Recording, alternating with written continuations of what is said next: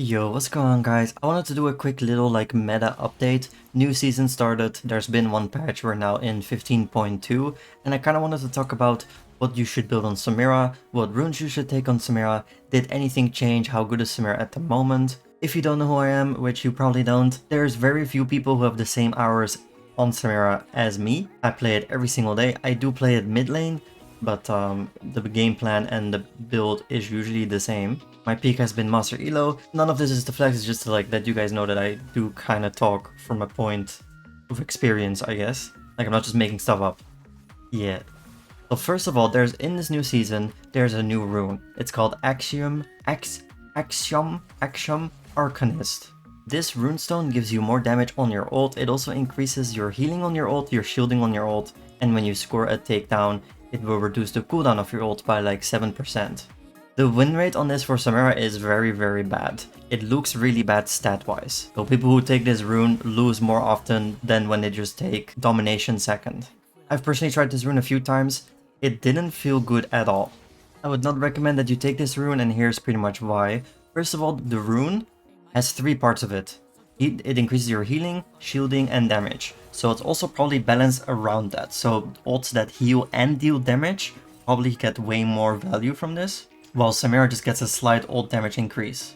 And you're probably you're probably still thinking okay, but how is that bad? That's Samira ult, that's her whole game plan. True, but you get a reduced version if your ult is AoE, which Samira is.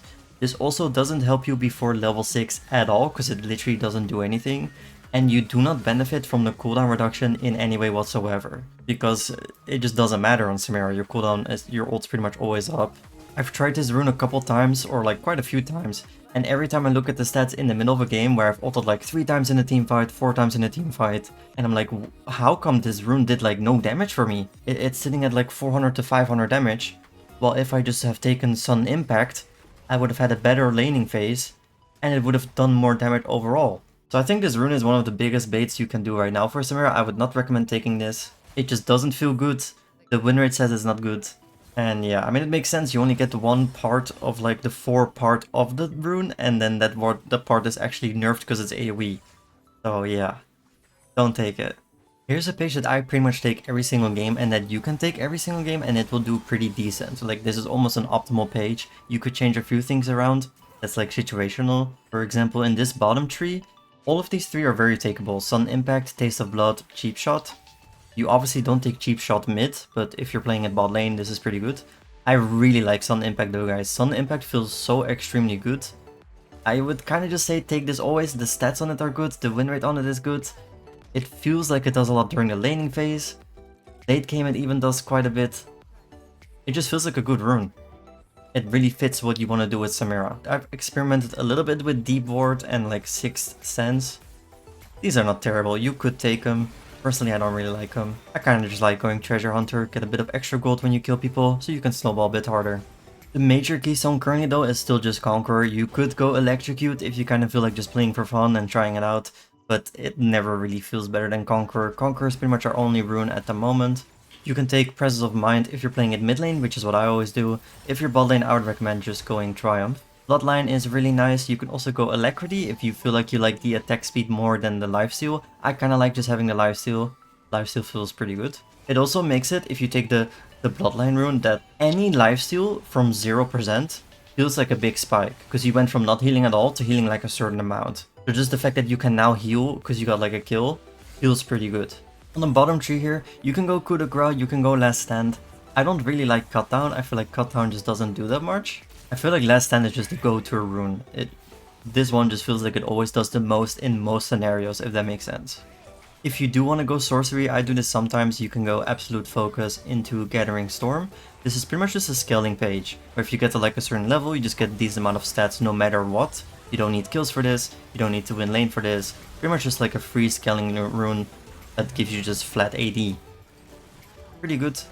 This is a bit of just experimenting or theory crafting. I do think this tree, the inspiration tree, is actually kind of decent. And I don't know who's playing this, but there's 2000 game sample size. Apparently, the free boots and cookies and cosmic insight are all very decent runes as a secondary tree. So I haven't tried this myself, but I can see it, because Not having to invest in boots early game makes it so you can get your collector earlier, you can get your hubris, your infinity edge a bit earlier, while still having that move speed boost. And the cookies, I mean, sustain is never really bad. And even cosmic insight. Summoner spell haste feels pretty good on Samira, like your flash is really important. And for the minor keystones, I would always just recommend going attack speed, adaptive force, into just flat health, so not the scaling one. Unless you're playing into a really passive lane, then you could go for the scaling one. This is pretty much it for the runes. Also 15.2 just dropped like literally today, and LDR got a bit of a adjustment. It's a little bit more expensive, but you get more armor pen. I wish they would have added Giant Slayer on this instead of as an adjustment, because we really struggle with health stacking champions as Samira, like a Cho'Gath, a Scion. Like, yeah, we can shred more armor now and that's great, but the problem was that they had 10,000 health and we can't build any items that do anti-health damage, like a Blade of the Ruined King. But obviously more armor pen is pretty good. Lord Dominic's will always be core, it's always just a good item for us, as a third, a fourth or a fifth item. For the starter items, I think realistically, from playing the last patch a lot, we have 4 items that we can kinda rush. It's a little bit different from mid lane and bot lane. In mid lane, you can rush a BT. I think it's pretty decent into some matchups, and sometimes you just kind of need it, or you're just gonna die. Bot lane, I wouldn't really recommend rushing a BT, but mid lane, it feels like a solid choice. So apart from that one situational mid lane item, the only 3 options we have is either Hubris, Collector, or Infinity Edge. And my personal favorite is Hubris. Many people are not building Hubris, but I promise you this item feels so extremely good. You scale for free, you snowball very hard. Like I've had like 600 AD with Hubris. I'm just one-shotting people late game. I'm completely destroying the tanks as long as I get like a bunch of stacks. Hubris is fairly cheap. It's a good item. A very solid first item. Like I said, I play mid lane, and mid lane it feels pretty good. So it probably feels even better bot lane, because you can get more kills, you can get more stacks going. If you do want to build Hubris, a solid build you can just do is Hubris into Collector, into Infinity Edge, or a BT if you feel like you need the survivability as a third item. If you went BT, you need IE into Lord Dominic's. If you went IE, you probably need BT into Lord Dominic's. Or you could go for Lord Dominic's over the BT, but then you are really playing full squishy, you're gonna die in one stun Samira, which is fine in certain spots. Then there's Collector. Collector has always been a pretty decent item. This is the most built item. The win rate on it doesn't look good, but I think that's just because Samira in the last patch wasn't that good. Not having Collector feels pretty bad on Samira. Mostly because it's a crit item that really sets you up well for Infinity Edge. The execute actually feels pretty good in a sense where you're picking up more kills. I've really noticed it when you don't go Collector. In a lot of teamfights, you're sitting there hoping your ult will kind of like last hit people. And not getting those kills kind of sucks. So I'm a big Collector enjoyer. I build it pretty much every single game. I go Hubris usually first though, but you can go Collector into IE, into a BT, into a Lord Dominic's. You can go Collector into IE, into Lord Dominic's, into a BT. Some people go Collector into Hubris. I don't really like that. I think if you're going Hubris, you should just build it first, but the win rate on it doesn't seem that bad. If you want to go Collector into a Hubris, it's probably not that bad. So yeah, Collector, still a solid item. And then we have one more start item, which is just Infinity Edge. This is one of those things where it's a bit complicated. I think IE Rush is really good, but it's a little bit too expensive.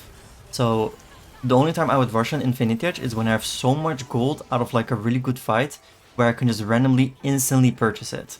Sometimes I have a Dirk because I'm building like a Collector, and then I end up just picking a bunch of gold up. I'm like, wow, I could just skip Collector, get my Infinity Edge for a really big spike, and then finish the Collector after that, which I do sometimes, and I feel like that's what people do when they rush Collector.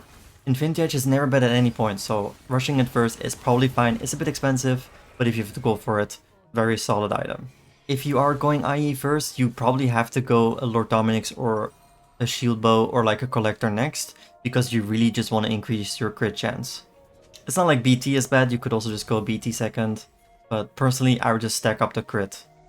So IE into Collector, into Lord Dominic's, into like a BT is a very solid build. So now there's the boots, and this is a bit complicated because obviously the feats of strength are introduced, which means that you get a little bonus on every boots if you win. One thing I'll tell you guys right now, the tier 3 boots upgrade are the biggest bait in my opinion.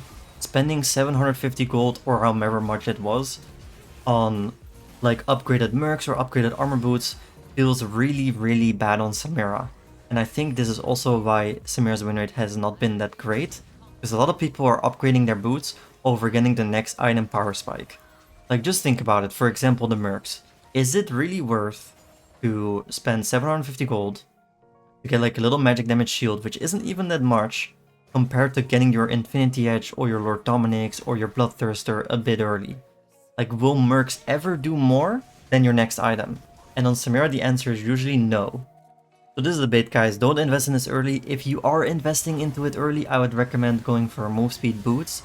Those feel like the best on Samira, the boots of swiftness. But sometimes we don't really have a choice. Sometimes we have to go mercs. Sometimes we have to go armor boots. You kind of just look, you have to look at the game here and figure out yourself which ones are the best. But stat-wise and what feels the best, boots of swiftness always feel the best. But obviously if you're gonna get stunned for 20 years, you can't afford to go boots of swiftness because you need mercs. Yeah. A few honorable mentions. There's Ghostblade. I don't really like this item anymore because it got specifically nerfed for ranged carries. Mostly because of Graves Jungle, I think. You could still buy this. I don't really buy it. I think there's better options. But you could. Yuntal Wild Arrows got changed this patch. I don't know if it will be better on Samira, but last patch this was unbuyable. It's probably still unbuyable. It doesn't really make much sense to buy this over other items on Samira. Stride Breaker is okay if you kind of want to have fun. Not really an optimal item though. Opportunity is okay mostly because it's just very cheap. But yeah, I probably still wouldn't buy this.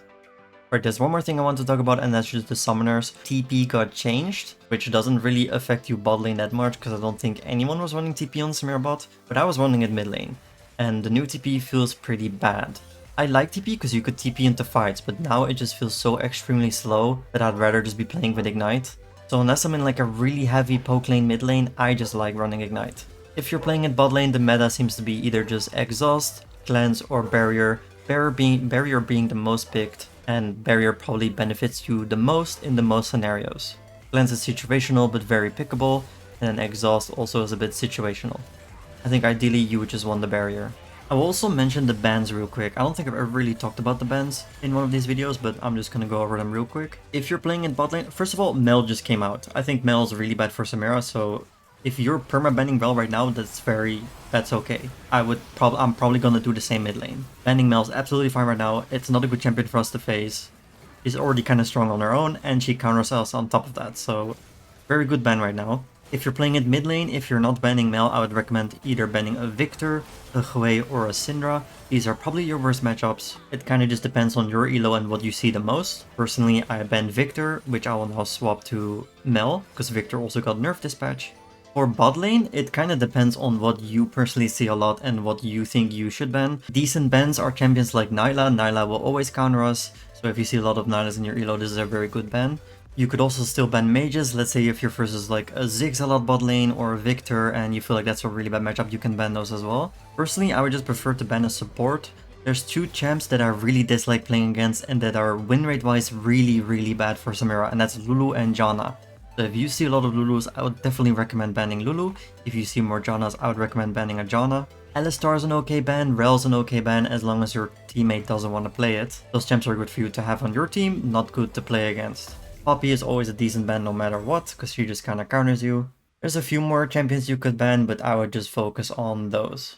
Alright, that was pretty much it for this video, guys. Thank you for watching. If you have any questions about anything I said during this video, or you disagree with something, or yeah, anything like that, just feel free to let me know in the comments. And if you did enjoy the video, don't forget to like, comment, and subscribe, as it helps me out a lot. Goodbye!